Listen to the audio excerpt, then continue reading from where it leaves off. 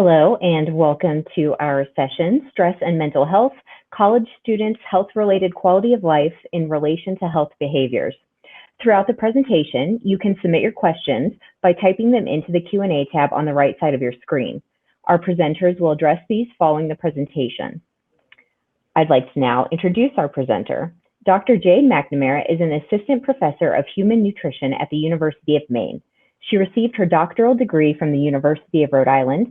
Her professional interests include nutrition behavior change using theory-driven methods, focusing on both environment and personal factors that influence health behavior decisions.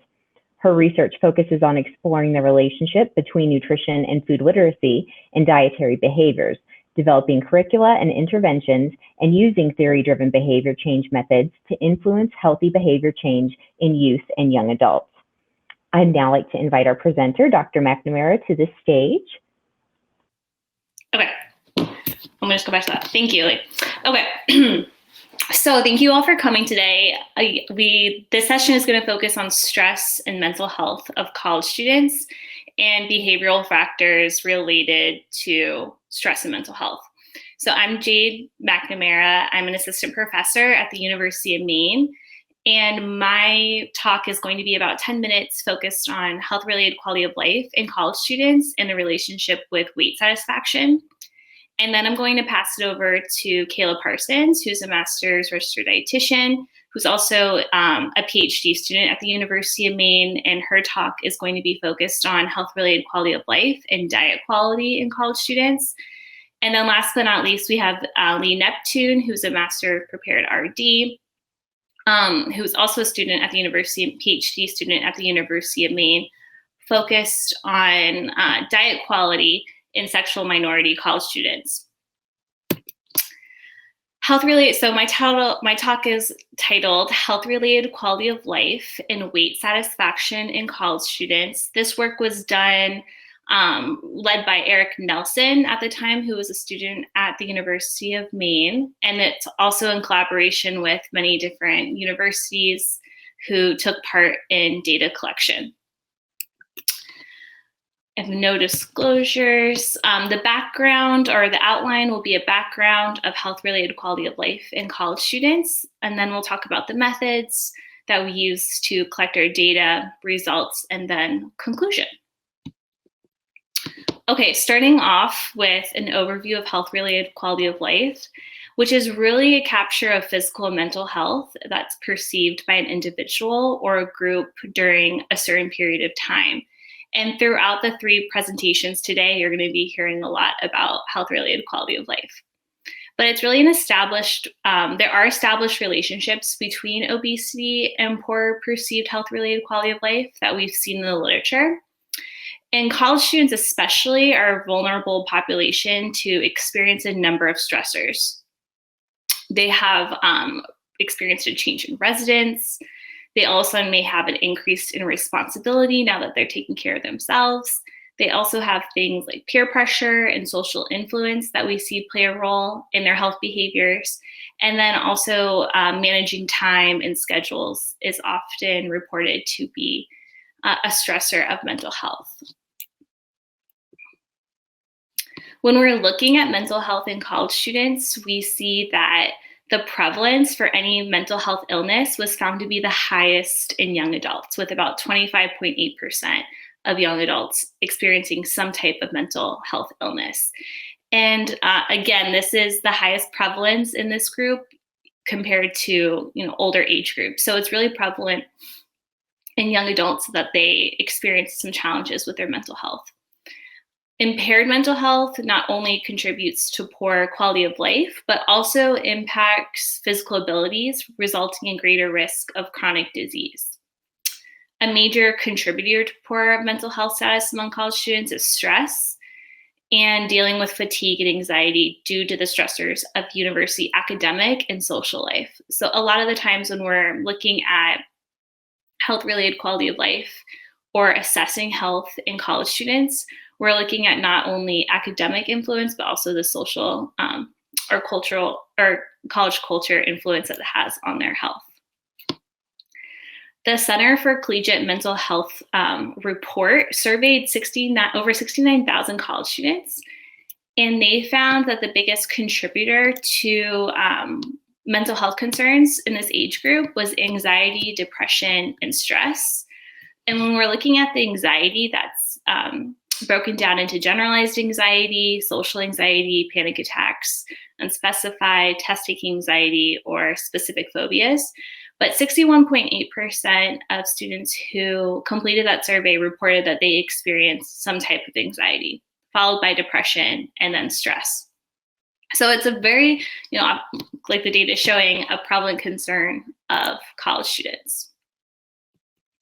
Continuing on the same track, other results from the American College Health Association survey back in 2016 reported that 23% of college students now have anxiety, note that anxiety negatively influences their academic performance, and that 37% of college students report feeling so depressed that they couldn't function.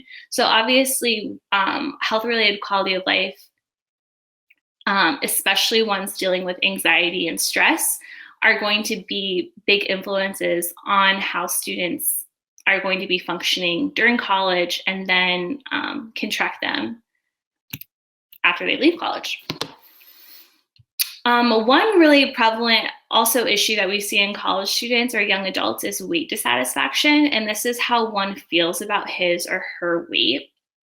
And university students often report being weight dissatisfied. So in one study, 74.8% of female university students were dissatisfied with body image. And then looking at another study, 73% were dissatisfied, again, with their body image. So there's possible associations with physical activity and dietary behaviors that we know of. We also know that physical activity has a relationship with mental health. And we know that there's a connection between body weight dissatisfaction and disordered eating. But really what we were looking at in this study was to see how or whether weight dissatisfaction predicted health-related quality of life in a geographically diverse sample of college students. And what we hypothesized was that those with higher weight dissatisfaction would report poorer health-related quality of life. Really thinking about from a nutrition standpoint, how can we develop interventions, if this is true, that can improve students' health-related quality of life in other ways.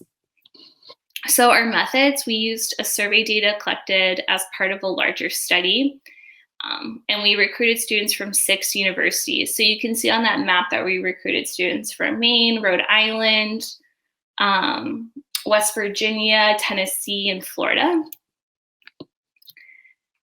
And what was in that survey? They completed demographics. They completed a self-reported height and weight where we calculate BMI. We also assessed desired weight, and I'll talk about that more in a few slides. We asked them feelings about weight. We used the International Physical Activity Questionnaire, the IPAC, to assess physical activity. And then we used the Center for Disease Control Health-Related Quality of Life to assess quality of life factors.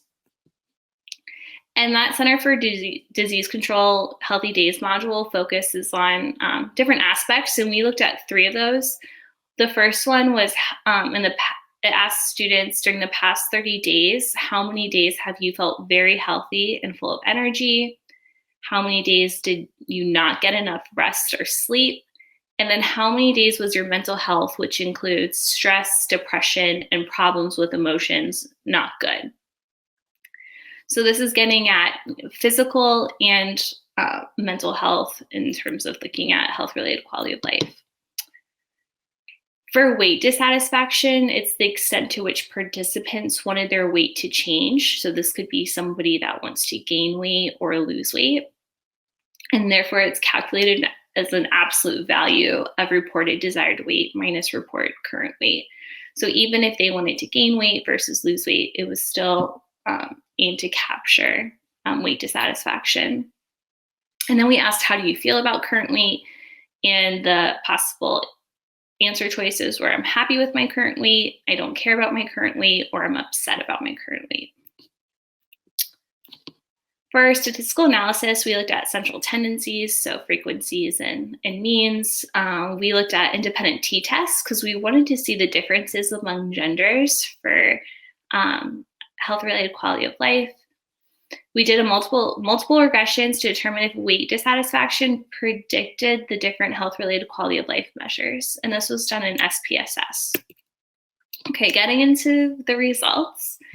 For our demographics, we had a sample of 29.3% males and 70% females, so more females than males. The average age was about 20 years old, and they had a healthy BMI of 24. For the health-related quality of life, so these are averages. So during the past 30 days, how many days have you felt very healthy and full of energy was about 9 days per month.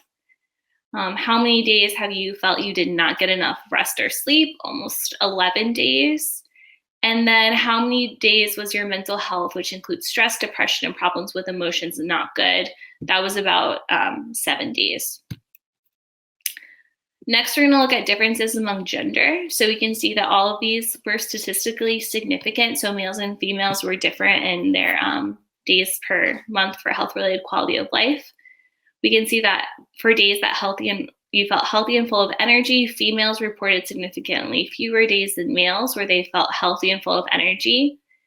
Females also reported more days per month where they felt they did not get enough rest or sleep, and almost double the days per month where they said that their mental health was not good.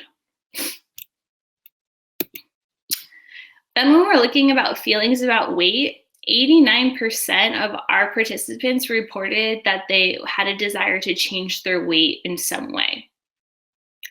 There was no statistical differences between males and females, with about a 15-pound weight change for both. And so that's pretty interesting that males and females we did not see any differences in them being satisfied with how much or wanting to change their weight any more or less than the other. For females, 66.8% wanted to lose weight compared to 37% in males. And then 4.6% of females said they wanted to gain weight versus 29.4% of males. So both gender identities, seeing that they wanted to, majority wanted to gain or to lose weight.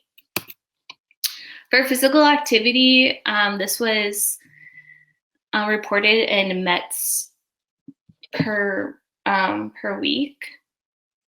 15% did not meet the minimum of 500 METs per minute per week based on physical activity guidelines for Americans, which is indicating that a large amount of our sample actually were getting physical activity. So getting now into our regression results to see how well weight dissatisfaction was predicting our different health-related quality of life and physical activity. So weight dissatisfaction predicted decreased physical activity after controlling for gender and BMI. So we knew that gender was different for health-related quality of life. And it's been established that obesity plays a role in health-related quality of life, and therefore we controlled for gender and BMI. And so we did see that weight dissatisfaction predicted decreased physical activity. We also found that after controlling for BMI, gender, and physical activity, that weight dissatisfaction predicted fewer days of feeling healthy and full of energy. It predicted more days of feeling tired and not getting enough rest. And it predicted more days when mental health was considered not good. And so overall, what we see is that, firstly, that we note that health-related quality of life in the literature and then also in this study was low. If we go back to the health-related quality of life data from the beginning,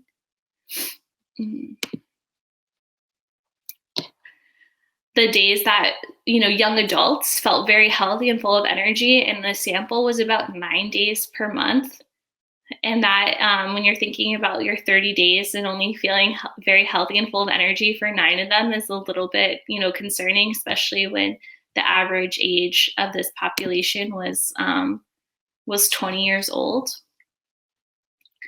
So that's something that and that's pretty consistent with the research that we do, that we see that that college students are sometimes our samples looking more at 7 days per month feeling healthy and full of energy. And so we do see overall that weight dissatisfaction was predictive of health-related quality of life.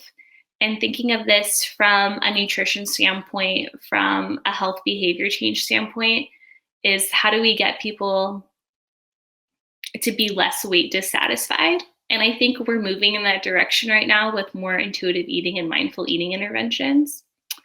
Also, that health promotion on college campuses, right, not only focus on weight status, but on weight dissatisfaction, because we saw that students who wanted to lose and gain weight both experienced lower health-related quality of life. So even rather if they were reporting a change in weight, either way, it contributed to a poorer health-related quality of life. So where to look in the future, I think hopefully by the end of this whole session, not just my talk, but Lee's and Kayla's as well, you'll see that supporting students' health-related quality of life on college campuses is really important. It's also something that we're moving towards is exploring differences based on year in school and major. Also focusing more on promotion of weight self-acceptance, which is, I think we're seeing a movement now just in society in general, is to promote overall healthfulness rather than focusing on a certain weight. And then assessing health-related quality of life as a whole rather than separate concepts. So looking at health-related quality of life in both the mental health, but then also the physical health realm is important. Looking forward to your questions at the end. I'm gonna pass this over now to Caleb Parsons, who's gonna be talking about health-related quality of life and diet quality.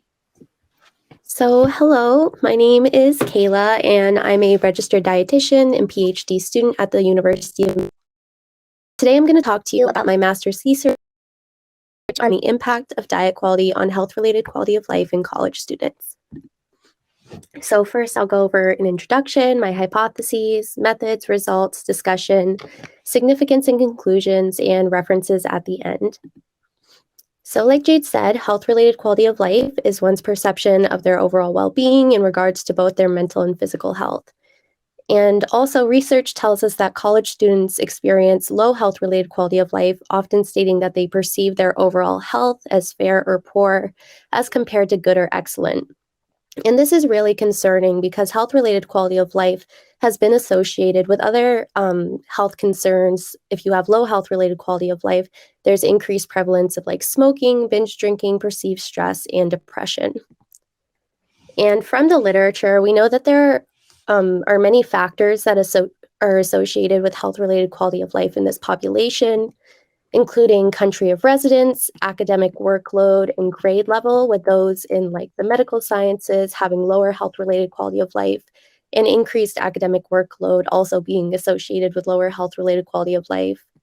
Also, sleep health impacts it, as well as medical diagnoses and finances. And we generally know that students really struggle with their sleep health, academic stress, and finances, all of which are really factors that play a role in diet quality in this population. So diet quality can be measured in many different ways, but one way we look at it in the US is using the Healthy Eating Index score, and that's really measuring just adherence to the dietary guidelines for Americans, with it ranging from 0 to 100, with complete adherence being represented by a score of 100. So looking at this image, we can see across all age groups that we have kind of a failing grade, but specifically looking at those in the college population, ages 18 to 30, it's around 51, 56, which again is not great. It's indicating that this population has really poor diet quality.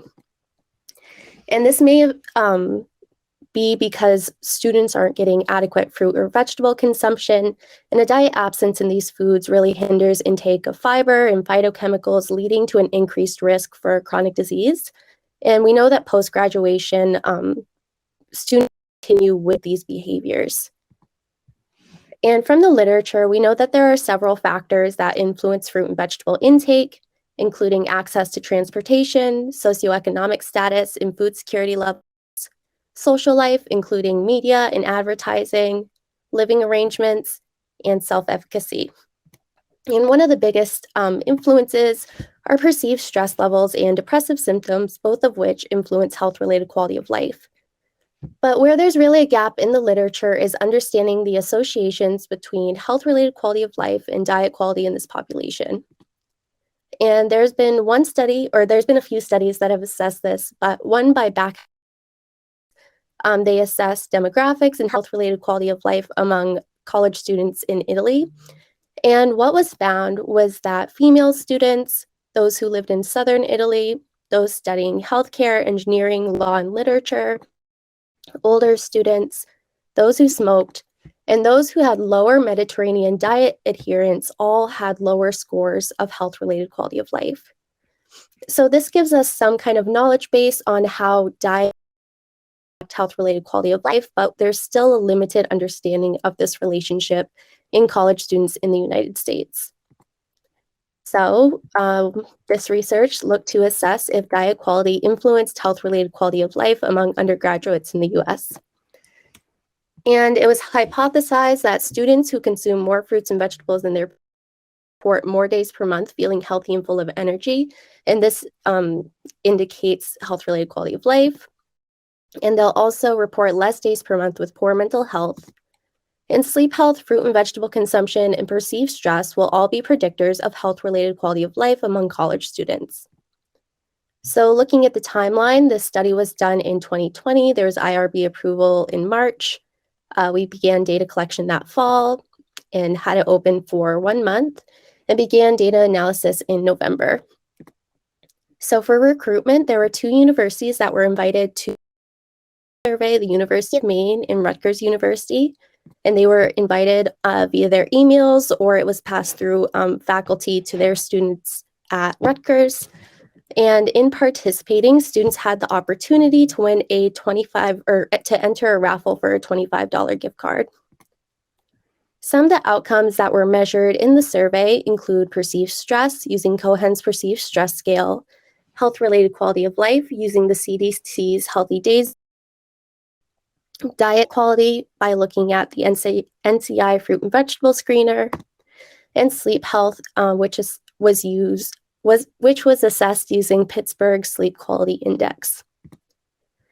Now looking at the statistical analysis, the demographic data was analyzed using descriptive analysis.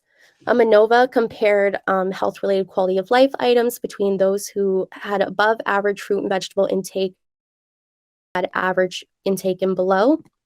And a Pearson's correlation looked at different associations between survey variables, and a multiple linear regression was used to find predictors of health-related quality of life.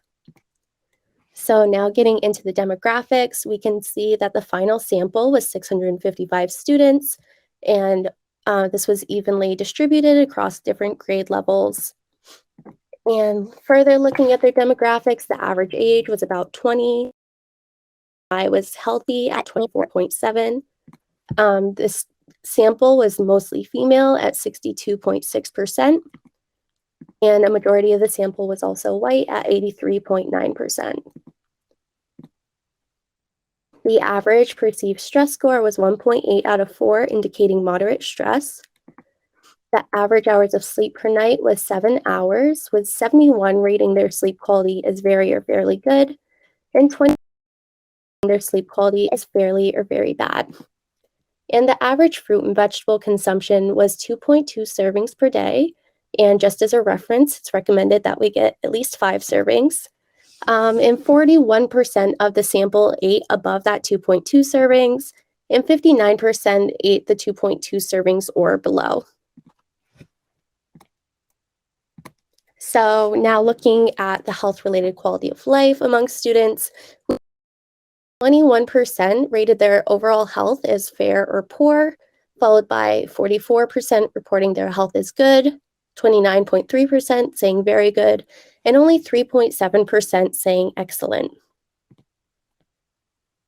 And this is really looking at the frequency of the different health-related quality of life items, like the average days that students were reporting things. So on average, students reported that poor mental health about 10 days out of the month.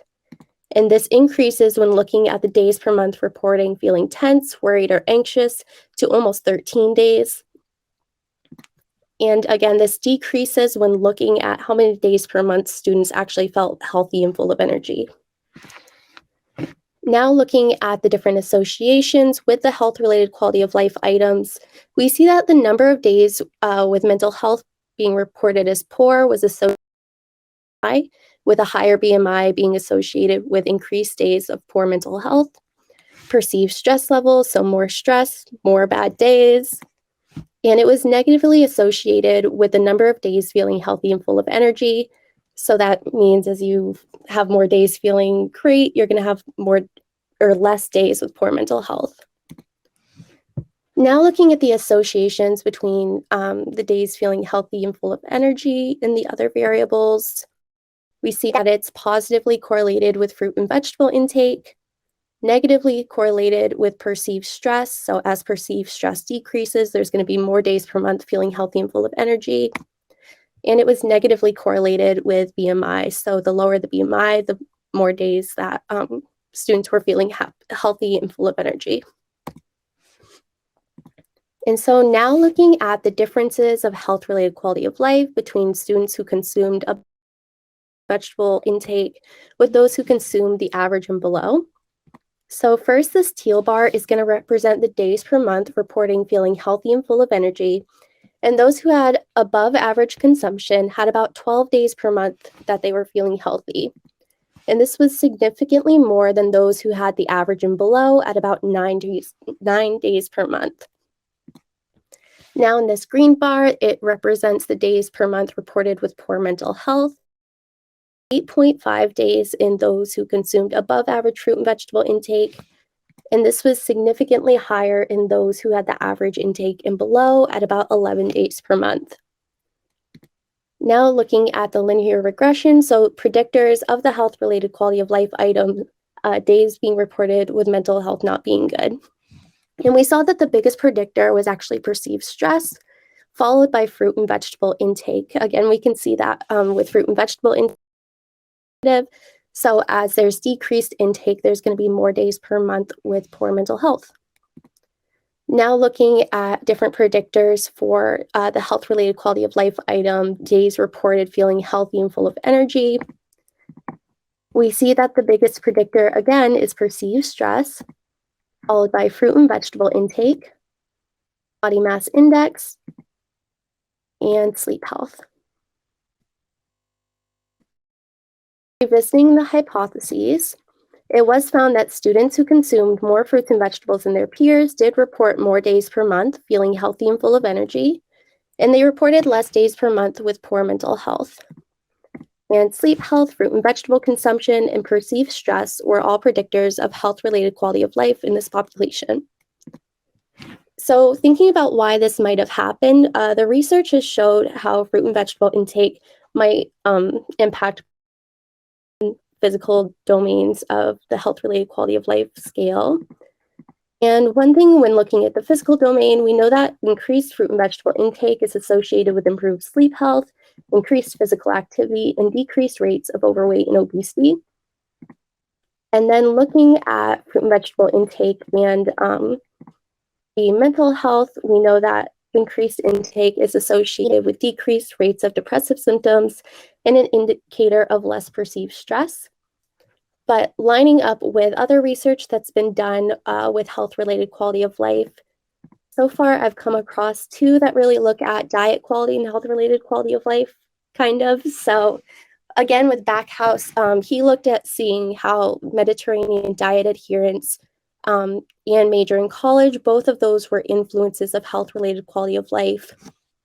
And Jackson and DiPlacido had a study which looked at plant-based diet adherence as well as sugar-sweetened beverage intake. And those were both factors that influence subjective well-being, which is really similar to health-related quality of life, only it accounts for like personal affect. And those relate to the current findings that fruit and vegetable intake and perceived stress were both the biggest indicators of health-related quality of life, because if you think about the Mediterranean diet and plant-based diet, they're both very high in fruits and vegetables. And you can imagine that based on your major in college, you're going to experience different levels of perceived stress. And there are a few limitations. So this was done during COVID-19. So of course the data may not have been representative because it was such a stressful time. There was also low diversity in the sample, with the majority of the sample being white and female. And there were high standard deviations in regards to the health-related quality of life items, indicating like a large amount of variability in the sample.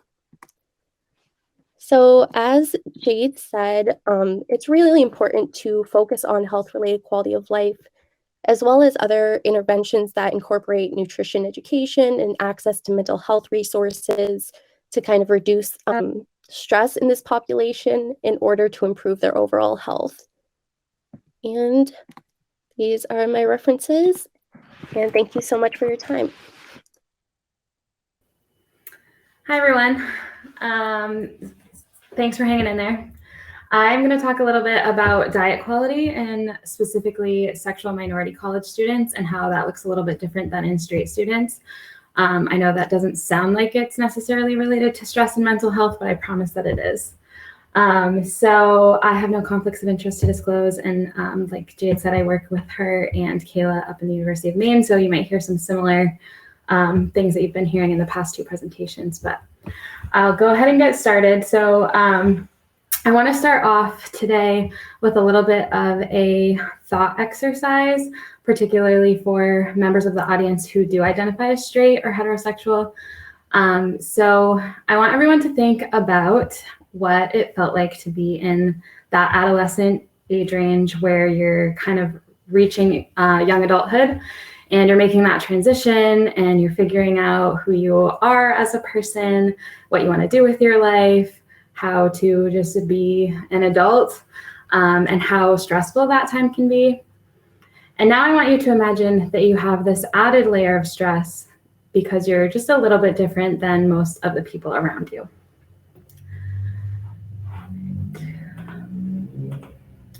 So let's say you grew up in a household with two dads.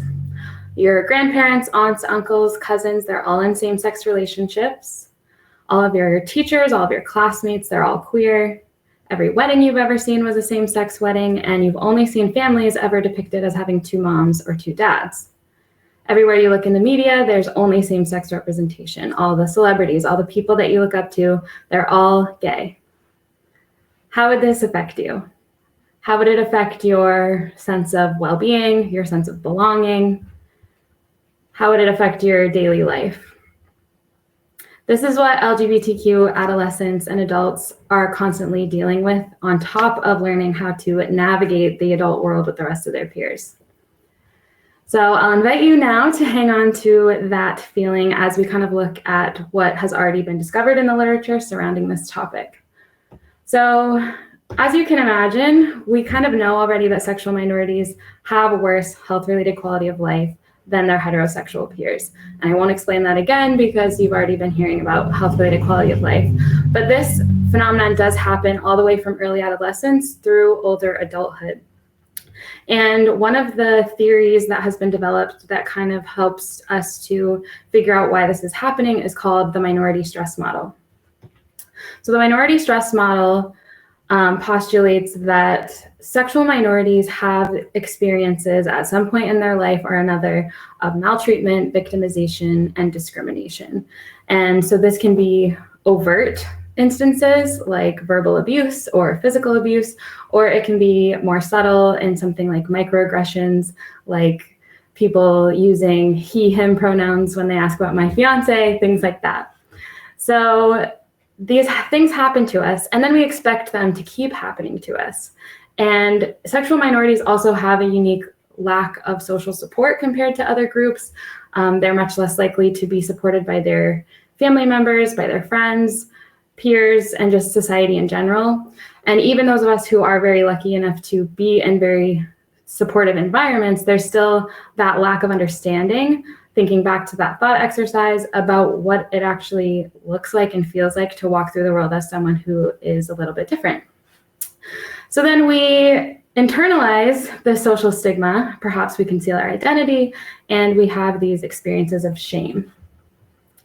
And this manifests into feelings of negative self-worth, rumination, which is the maladaptive obsession over past events that leads to anxious and depressive symptoms, and of course, feelings of isolation.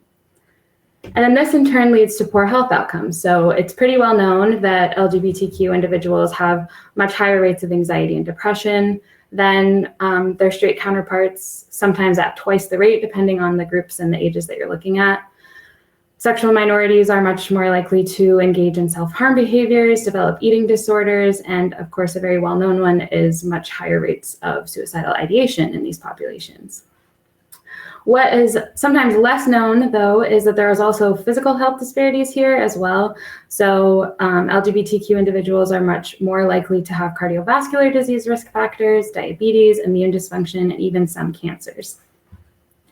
And the final layer to this is that we know that individuals who belong to more minority groups tend to have even worse health outcomes. So we walked through kind of a sexual minority example, but thinking about a sexual minority person of color, they're going to have a unique set of stressors related to their sexual minority identity and a set of stressors related to their racial or ethnic minority identity. And then these things interact and result in even further compounded poor health outcomes. So this is one piece of the puzzle. The second piece is that we already know that college students have poor diet quality.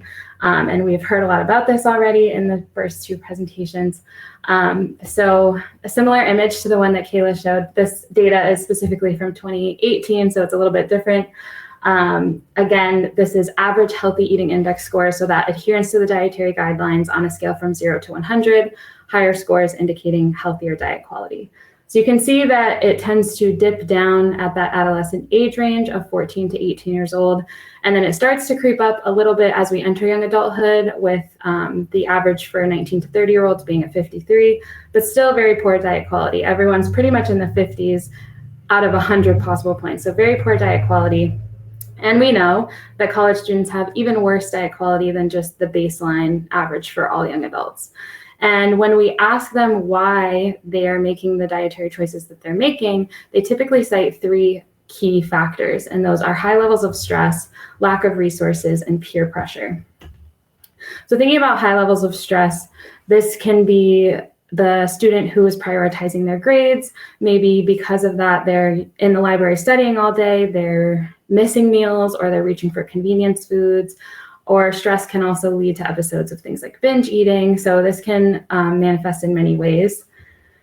Thinking about lack of resources, again, this can take many forms. It can be a lack of physical resources. They might not have access to adequate kitchen equipment. They might only have access to a microwave. They might not have enough money to buy nutritious foods to prepare healthy meals for themselves. Or it could be something like access to transportation to get to and from the grocery store.